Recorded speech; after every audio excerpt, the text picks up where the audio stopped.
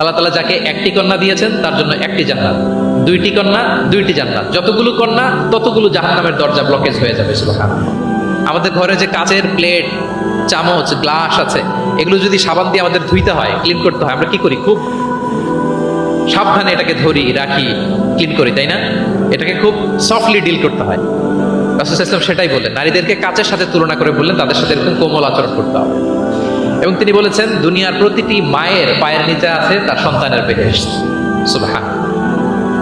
এবং সন্তান জন্ম দিতে যে কোনো নারী যদি ইন্তেকাল করে, প্রিয় নবীজি বলেন ওই নারীকে আল্লাহ তাআলা কিয়ামতের দিন শহীদদের কাতারে দাঁড় করিয়ে দিবেন।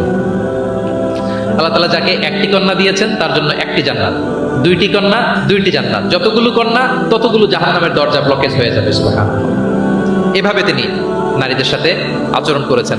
নারীরা মদিনার সমাজে প্রিয় নবীজির পেছনে সালাতে অংশগ্রহণ করত, প্রিয় নবীজির পেছনেই তারা সালাতে অংশগ্রহণ করতো। এখনো আপনারা মদিনাতে বা মক্কাতে গেলে দেখবেন যে পুরুষদের পাশাপাশি নারীরাও সেখানে সালাতে অংশগ্রহণ করে। প্রিয় নবীজিকে ডিরেক্টলি তারা প্রশ্ন করতেন, কিউএস সেশনে অংশগ্রহণ করতেন, কোশ্চেনিং আনসারিং সেশন। নারীদের মধ্যে থেকে দাঁড়িয়ে তারা প্রশ্ন শুরু করে দিতেন। রাসূল সাল্লাল্লাহু আলাইহি ওয়াসাল্লামের সাথে সফরে অংশগ্রহণ করতেন। এভাবে প্রিয় নবীজি নারীদেরকে একটা মর্যাদার আসনে রেখেছেন, তাদের সাথে এইভাবে তিনি ডিল করতেন।